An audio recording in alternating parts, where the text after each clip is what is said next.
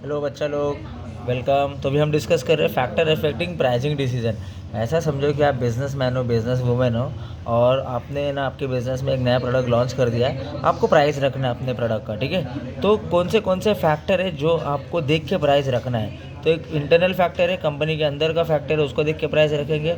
और external factor मतलब company के बाहर का फैक्टर है, वो भी सब चीज़ स्टडी करेंगे। उसके हिसाब से हम क्या करेंगे, प्रोडक्ट का प्राइस रख देंगे। तो चलो पहले अंदर इंटरनल पढ़ते हैं। पहले कंपनी के अंदर क्या क्या देखना है, क्या क्या देख के हम प्राइस रखेंगे।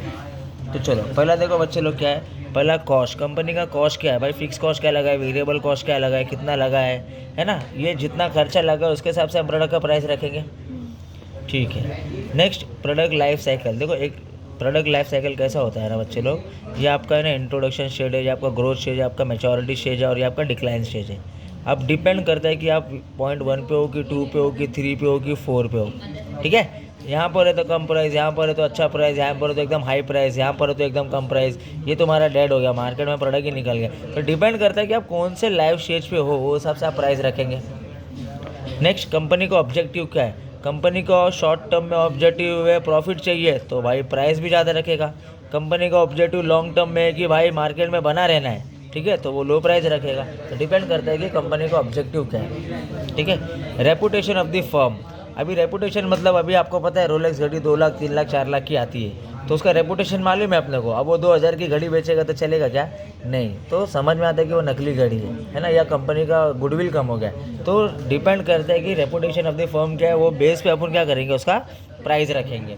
नेक्स्ट, एडवर्टीजमेंट का खर्चा कितना हुआ है आपके प्रोडक्ट पे। जितना खर्चा हुआ है उतना आपको मुद्दल तो आना चाहिए। तो देखेंगे कि हमारे एडवर्टीजमेंट में खर्चा कितना हुआ है, कहाँ कहाँ हमारा एक्सपेंस हुआ है, कहाँ कहाँ हमने पे किए हैं। तो वो सारा चीज़ हम इंकर करेंगे प्रोडक्ट के अंदर। Next, credit policy of the company. Credit policy मतलब हमें होलसेलर रिटेलर कितना डिस्काउंट दे रहा है। होलसेलर रिटेलर बोल रहा है कि आप बना के बेचो, बाद में पैसा दो, तो हम प्राइस कम रखेंगे। अगर वो बोल रहे हैं कि भाई रोकड़ी में हमारा कच्चा माल लो, रोकड़ी में सेमी प्रोडक्ट लो, सब रोकड़ी में हो रहा है, तो यार फिर हमको क्रेडिट पीरियड नहीं मिल रहा ना बिजनेस को, तो हम क्या करेंगे, प्राइस बढ़ा देंगे वहाँ पर। तो ये जो भी हमने डिस्कस किया वो इंटरनल फैक्टर था। अभी एक्सटर्नल फैक्टर। एक्सटर्नल फैक्टर मतलब अभी हम कंज्यूमर के हिसाब से प्राइस रखेंगे। मतलब कंज्यूमर का डिमांड है, कंज्यूमर के पास इनकम है, कंज्यूमर को अच्छा लग रहा है, इमरजेंसी है, तो अच्छा प्राइस रखेंगे। कंज्यूमर के हिसाब से अगर उसको नहीं पसंद आ रहा है, या उसकी परचेसिंग कैपेसिटी नहीं है, उसका इनकम नहीं है, तो हम प्राइस क्या करेंगे, कम करेंगे। कंपटीशन।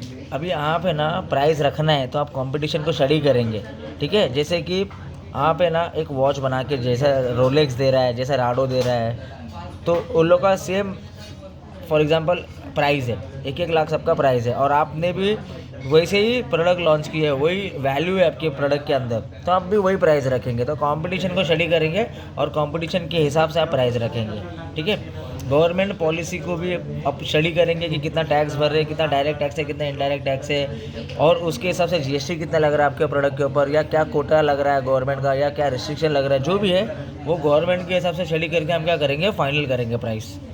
और इंटरमीडिएरीज मतलब होलसेलर रिटेलर। अब एक होता है डायरेक्ट मार्केटिंग, डायरेक्ट बिजनेस करते हैं, और एक इनडायरेक्ट है। डायरेक्ट मतलब डायरेक्ट बिजनेस कंज्यूमर से मिलता है, और ये होलसेलर को मिलता है, ये रिटेलर को मिलता है, ये कंज्यूमर को मिलता है। अगर आप ये कर रहे हो तो यहाँ पर इंटरमीडिएट नहीं है, तो प्राइस कम। अगर आप ऐसा बिजनेस कर रहे हो तो होलसेलर भी है, रिटेलर भी है, तो इनको कमीशन देना पड़ेगा, मतलब इधर प्राइस ज़्यादा।